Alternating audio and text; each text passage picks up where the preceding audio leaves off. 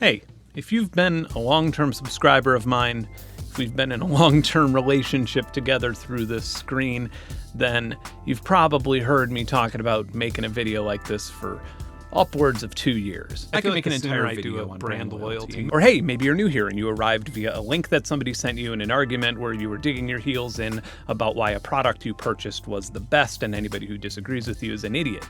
Welcome. After all, one can only be Coke or Pepsi, iPhone or Android, PC or console, Xbox or PlayStation, AMD or Intel, Target or Walmart, Ableton or FL Studio. But God forbid, if you don't have a binary position on all of these things, you're a centrist. Well, this video is about how and why you and I are complete imbeciles when it comes to making logical, educated decisions on how to spend our money. And it's about how pretty much every brand exploits that. Let's dive right in. In 1954, psychologist Muzafer Sharif sent 24 11-year-olds on buses to Robbers Cave State Park in the mountains of rural Oklahoma. They were separated into two groups, and each group initially didn't know that the other existed. They chose the names the Eagles and the Rattlers, and stenciled the names onto shirts and flags while spending 5 days participating in various summer camp activities. After this, the two groups were introduced and would compete in a baseball game and tug-of-war for a trophy.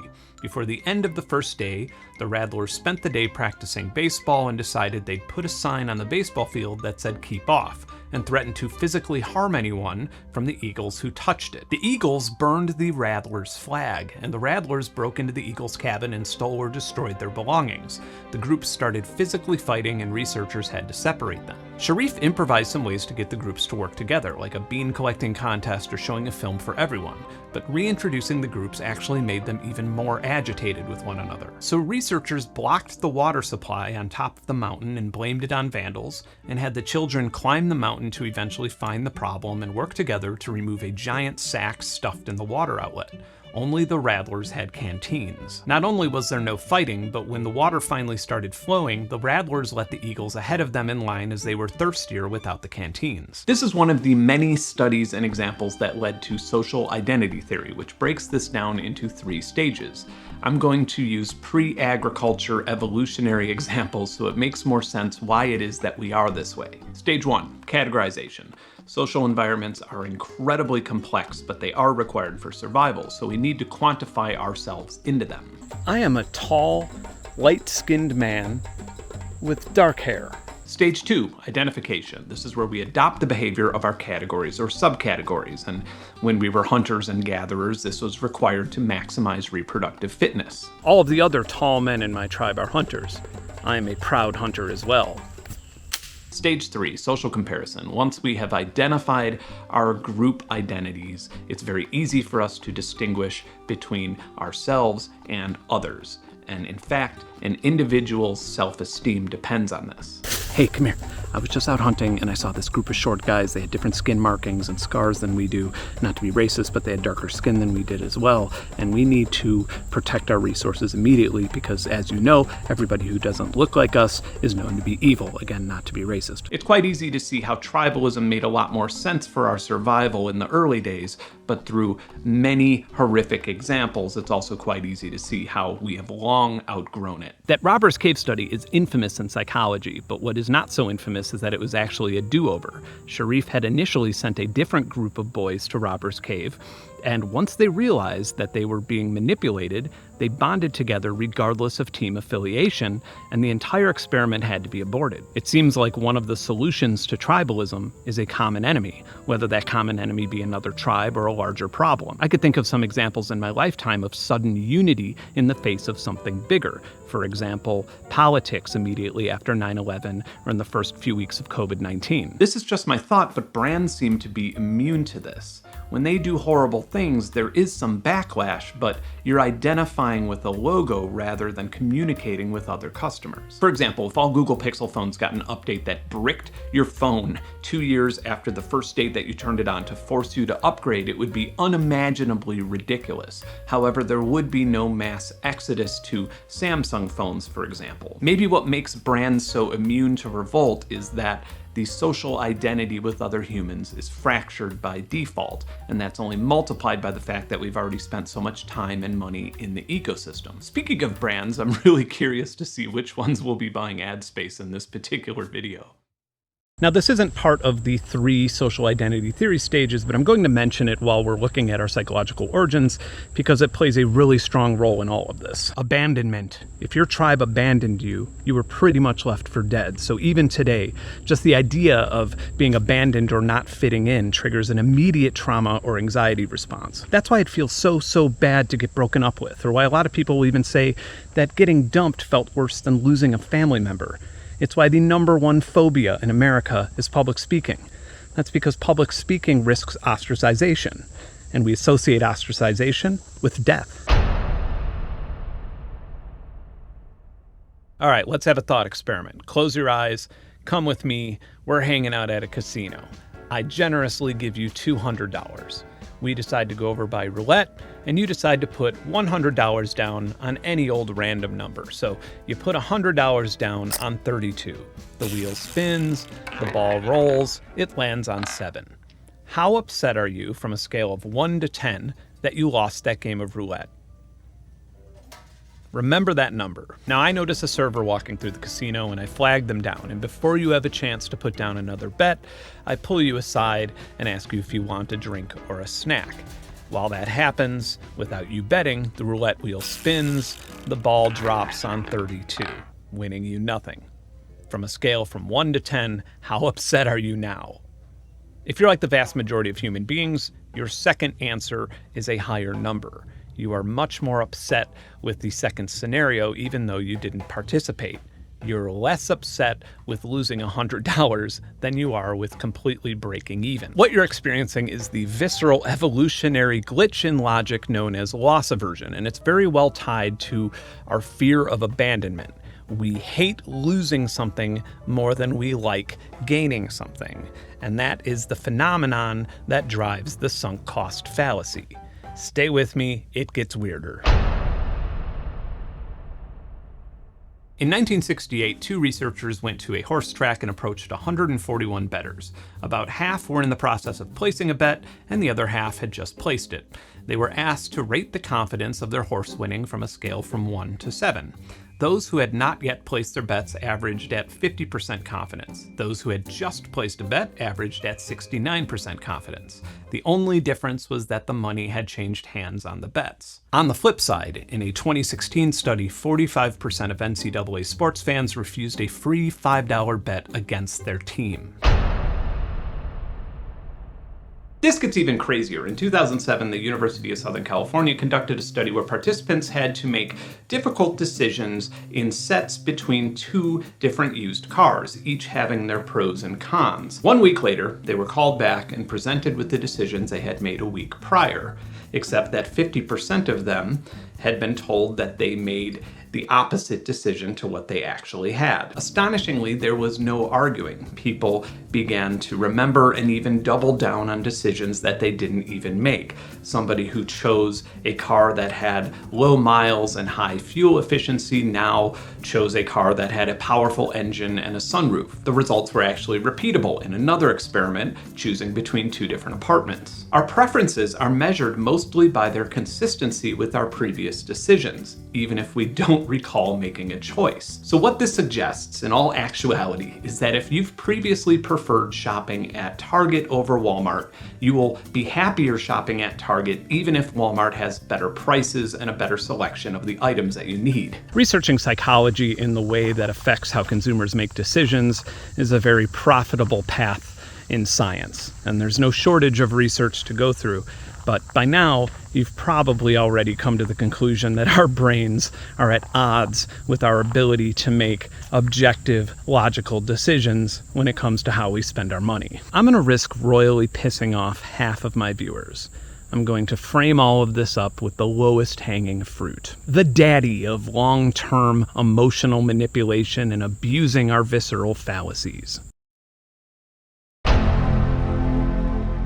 In 1981, Steve Jobs took over the Macintosh team and moved the entire department off campus to a 2-story office building behind a gas station that was dubbed the Texaco Towers because all of Apple's offices at the time were only 1 story. He hung up a big pirate flag and spread the slogan, "It is better to be a pirate than it is to go with the Navy," which agitated other Apple employees. He very publicly made a $5,000 bet with the head of the Apple Lisa team over which project would be done first, and it wouldn't be long before the Lisa team and the Macintosh team had developed some very bad blood, and allegedly, the flag was vandalized and there were even some physical altercations. Now, I have no idea if Steve Jobs was familiar with the Robbers Cave experiment, but it would be quite a coincidence if he wasn't, and either way, it worked. The Macintosh team enthusiastically worked 80 to 90 hours a week while being paid the same as they were before that. The Lisa was more or less a flop, mostly due to its price and lack of compatibility. The Macintosh came a little bit later, and the iconic marketing wasn't about how good the Macintosh was. It instead painted IBM users as slaves, to the point where Jobs referred to IBM's dominance in computing as Orwellian, and hired Ridley Scott to direct the Super Bowl ad. And it worked. The Macintosh was impossible to keep in stock at computer shops for about a year. Then sales started slumping as Apple struggled to get software developers to rewrite their code for it.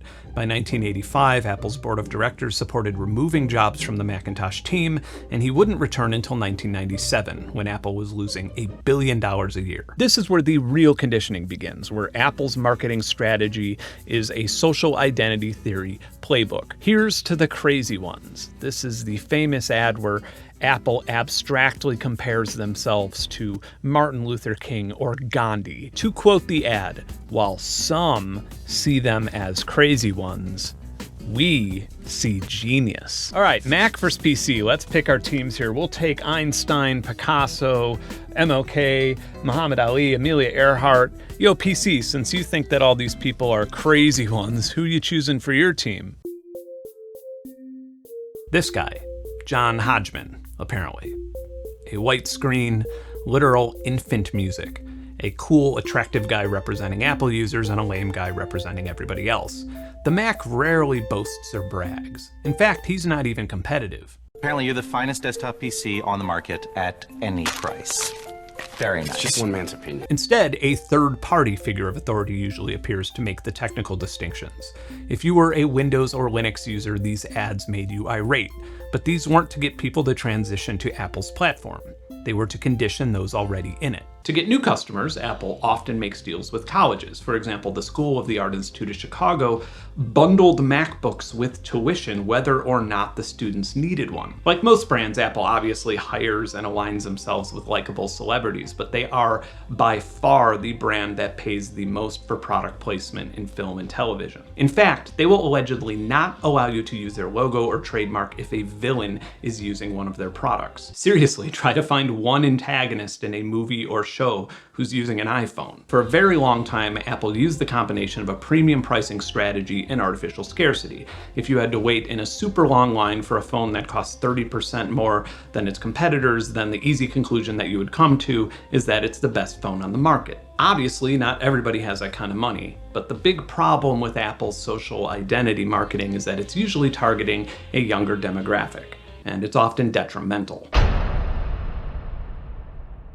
I realize that it seems like I'm singling out Apple here, and I kind of am for the purpose of example, and it's worth pointing out that pretty much every brand uses these tactics in one way or another. But the one thing that Apple does that is more utterly fascinating and toxic than anything else is the green bubble. This doesn't really need explaining, but if you're an iPhone user and you get a text from an Android user, it is green, the same color that you get if another iPhone user blocks you. If an Android user likes one of your text messages, it will send you a separate annoying notification telling you that they liked one of your text messages instead of simply putting a thumbs up in the bottom of the message. iPhone users can't leave a group chat if an Android user is part of it, making everybody incredibly annoyed with the Android user. Now, the problem here is extraordinarily easy to fix. Apple intentionally refuses to comply with RCS messaging standards to essentially ostracize Android users, and it would take about 24 hours for them to change that and for nobody to ever experience it again.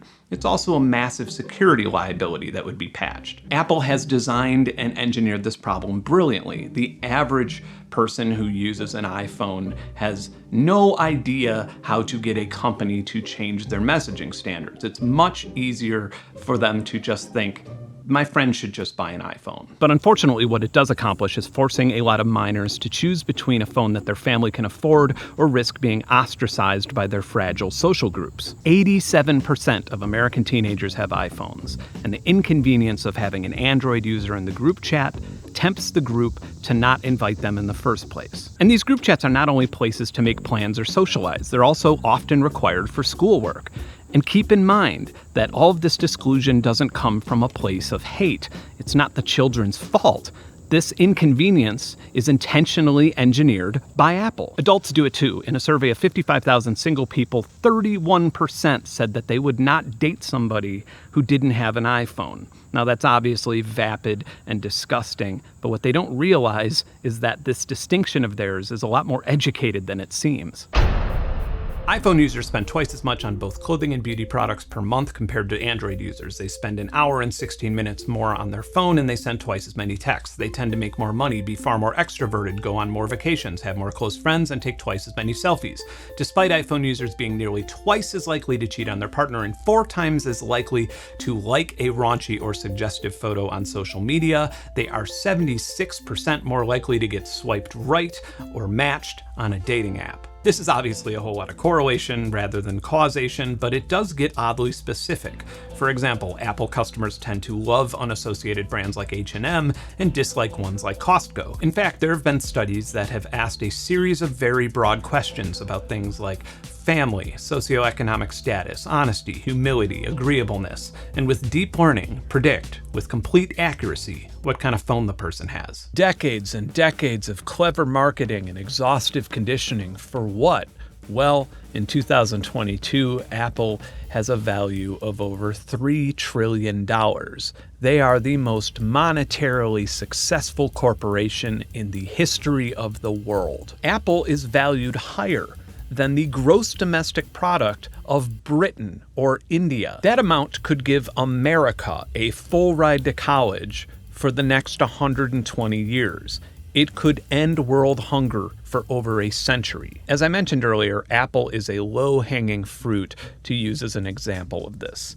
And that's not because of how evil they are, it's because of how successful they are and how well this stuff has worked. I personally own plenty of Apple products, and I see plenty of pros and cons with the platform. This video isn't about that. I've teased doing a video like this for a while due to the hostility in my comments and on social media regarding my previous content. People who have large vinyl record collections simply did not want to hear about the environmental problems that they cause. People who own Behringer products had trouble separating themselves from the past behavior of the company's CEO. Some Ableton users were angry or disappointed that I didn't like the software enough to permanently change my workflow. Why? I would feel that this video is successful if your takeaway from it is understanding that we are all very vulnerable to bias, and that if you buy something, it doesn't mean that you become the brand, and that you can leave an ecosystem the moment it stops working in your favor. Most importantly, and obviously, brands are not autonomous. They don't feel empathy or sympathy. They don't care if you are happy or sad or alive or dead because they can't. Brand loyalty is a one-way street.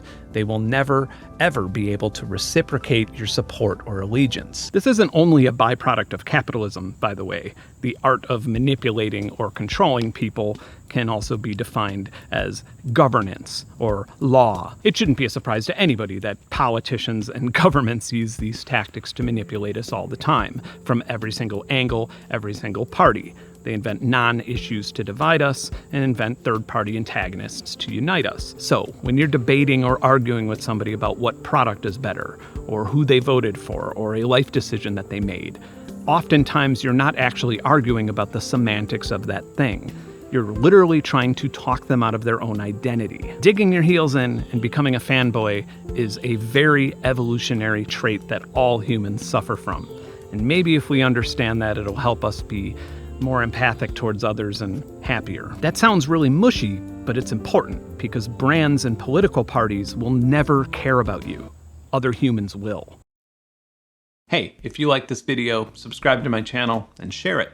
I'm pretty sure that the ad-fueled algorithm gods are just gonna love a video about deceptive marketing. If you want to see more content like this, and if you want access to ambisonic field recordings, audio assets, unreleased music, an amazing community with monthly songwriting challenges and game servers, then my Patreon is for you, and you can join for as little as $1. All right,